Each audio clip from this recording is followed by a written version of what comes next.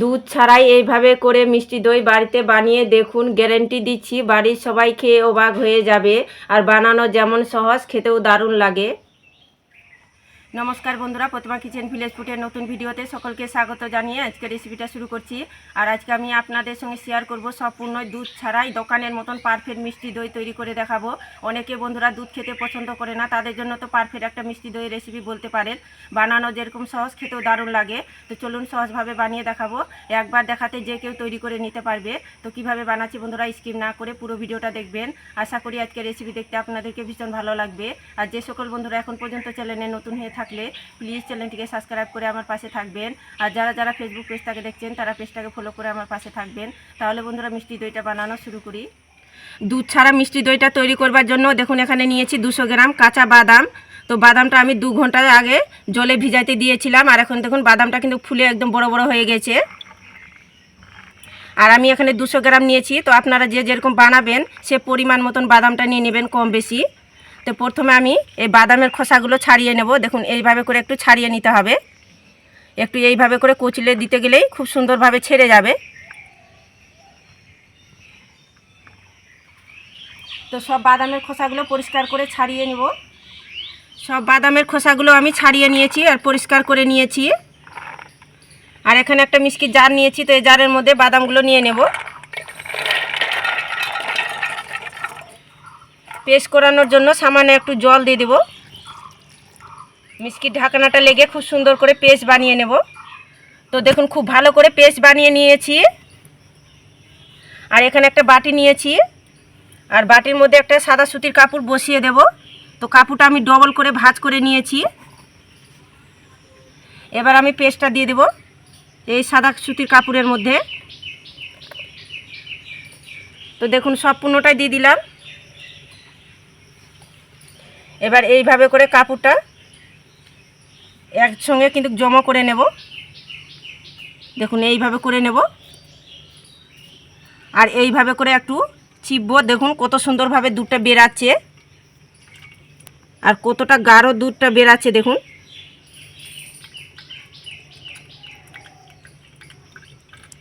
এইভাবে করে ভালো করে একটু চিপে নিগড়ে নেব।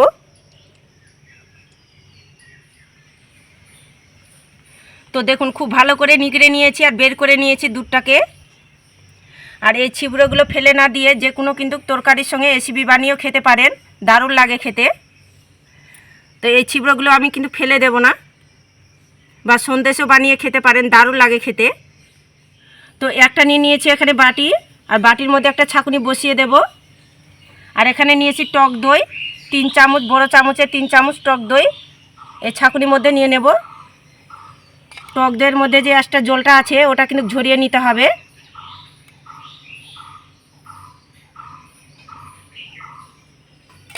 এইভাবে করে রেখে দেব আর জলটা ঝরিয়ে নেব। আর এদিকে উনুন ধরিয়ে কড়াই বসিয়ে দিয়েছি। এবার দিয়ে দিব কড়াইয়ের মধ্যে বাদামে যে দুধটা বের করেছি সেটা।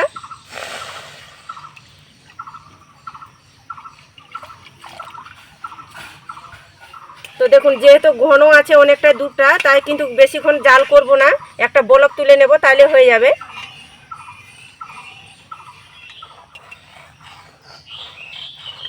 তো দেখুন নাড়াচাড়া করে আমি একটা বলক তুলে নিয়েছি।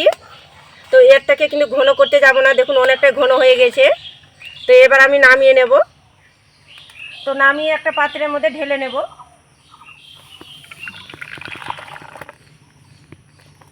মিষ্টি দইয়ের জন্য আমি ক্যারামেলটা তৈরি করে নেব, তার জন্য আবারও আমি কড়াই বসিয়ে দিয়েছি উনুনের মধ্যে।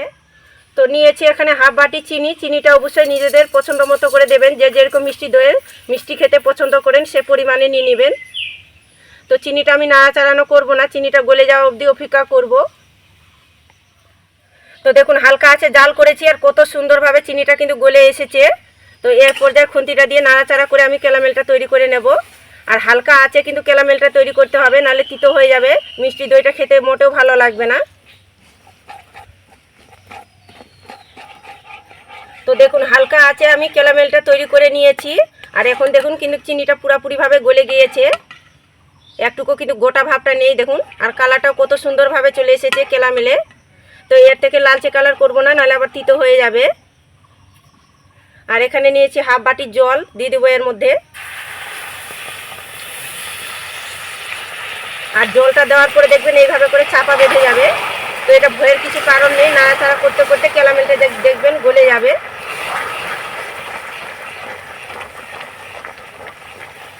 এইভাবে করে একটু ভালো করে মিশিয়ে নিতে হবে। তো দেখুন নাড়াচাড়া করতে করতে খুব সুন্দরভাবে গলে গিয়েছে। তো হয়ে গেছে, এবার নামিয়ে নেব। তো এবার আমি দুধটা ক্যারামেলের মধ্যে দিয়ে দেব।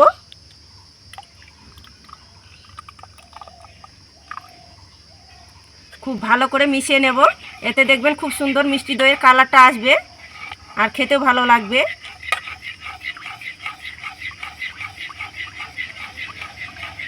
এই দেখুন মিশাইতে মিশাইতে দেখুন কত সুন্দর একটা কালারও চলে এসেছে। খুব ভালো করে মিশিয়ে নিয়েছি। আর টক দইটা যে জল ঝরাতে দিয়েছিলাম, তো একটা বাটির মধ্যে নিয়ে নেব। আর দেখুন কতটা পরিমাণে কিন্তু জলটা বেরিয়েছে টক দইয়ের মধ্যে। তো এই টক দইটা একটা বাটির মধ্যে নিয়ে নেব। চামচের সাহায্যে খুব ভালো করে ফেটিয়ে নেব। টক দইয়ের মধ্যে দানা দানা ভাবটা যেন না থাকে, একদম স্মুথ হয়ে যাবে। এইভাবে করে ফাটাতে ফাটাতে দেখবেন একদম ক্রিমি ভাব চলে আসবে। একটু সময় নিয়ে এইভাবে করে একটু ফেটিয়ে নিতে হবে। টক দইটা খুব ভালো করে ফেটিয়ে নিয়েছি। আর এখন দেখুন ক্রিমি ভাব চলে এসেছে। ঠিক এইভাবে করে কিন্তু ফেটিয়ে নিতে হবে টক দইটা। আর এদিকে দুধের মধ্যে আঙুলটা এইভাবে করে ডুবিয়ে দেখবেন, আঙুলটা যেন তাপটা সহ্য করতে পারে, একদম উষ্ণ গরম যেন থাকে। ঠিক এইভাবে করে করে নিতে হবে। এবার যে টক দইটা ফেটে রেখেছি এটা দিয়ে দিব এর মধ্যে।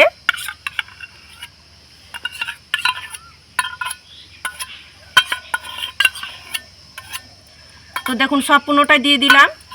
এবার খুব ভালো করে মিশিয়ে নিতে হবে, যেন ভালো করে মিশিয়ে যায়।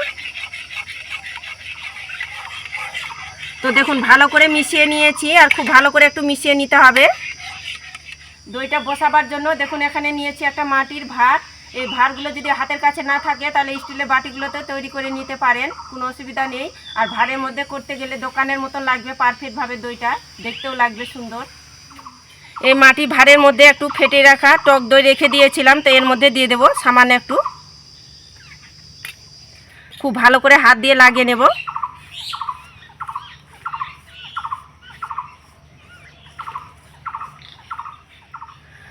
তো দেখুন খুব ভালো করে লাগিয়ে নিয়েছি। আর ভাঁড়ের মধ্যে একটা ছাঁকুনি বসিয়ে দেব। এবার আমি ডাবুর মধ্যে নিয়ে নেব আর ছাঁকুনির মধ্যে দিয়ে আমি ছেঁকে নেব। এই ছেঁকে নেওয়ার কারণে দেখুন দানা দানা যদি ভাবটা থাকে বা ফেনা থাকে ভাবটা, ওটা কিন্তু ছাঁকুনির মধ্যে রয়ে যাবে। অবশ্যই একটু ছেঁকে নেবেন, তাহলে সব থেকে ভালো হবে।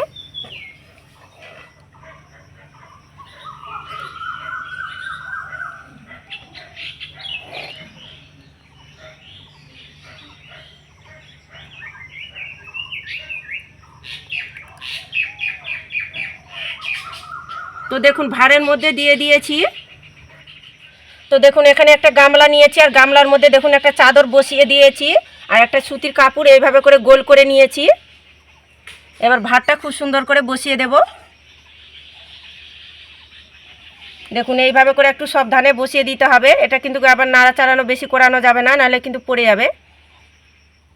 দেখুন সুন্দর করে বসিয়ে দিলাম। একটা স্টিলের প্লেট নিয়েছি, এই প্লেটটা দিয়ে এইভাবে করে ঢাকা দিয়ে দেব।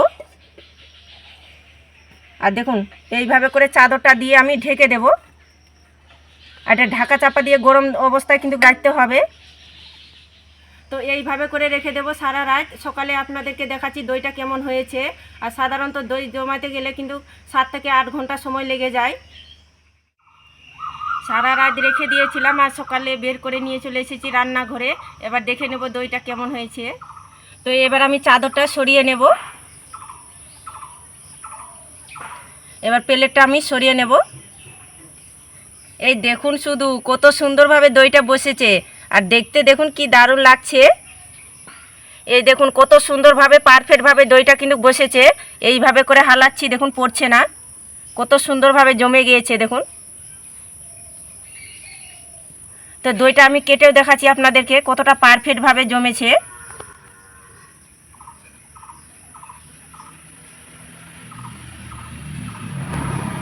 দুধ ছাড়াই দেখুন কতটা পারফেক্টভাবে মিষ্টি দইটা হয়েছে, কতটা লোভনীয় লাগছে দেখুন, দেখতে দুর্দান্ত লাগছে। এইভাবে করে যাকে বানিয়ে খাবেন সে তো বিশ্বাসই করতে পারবে না কি এটা দুধ ছাড়া তৈরি করানো হয়েছে মিষ্টি দই। কতটা পারফেক্ট আর লোভনীয় হয়েছে দেখুন। আর একটুকু জল কিন্তু কেটে যায়নি দেখুন, একটুকু তলার দিকে জলটা কেটে যায়নি, কতটা পারফেক্টভাবে বসেছে, জমেছে। এই দেখুন কতটা পারফেক্ট হয়েছে দইটা।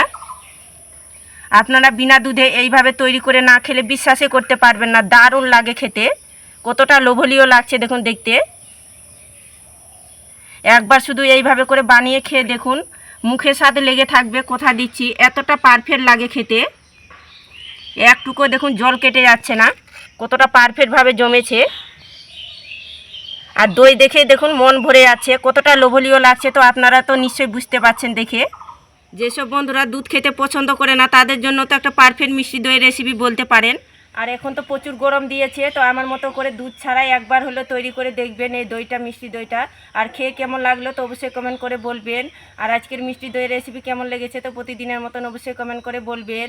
আর ভালো লাগলে একটা লাইক করে বন্ধুদের সঙ্গে ভিডিওটা শেয়ার করবেন। তো ভিডিওটা এখানে শেষ করছি, দেখা হচ্ছে আবার নতুন কোনো রেসিপির সঙ্গে।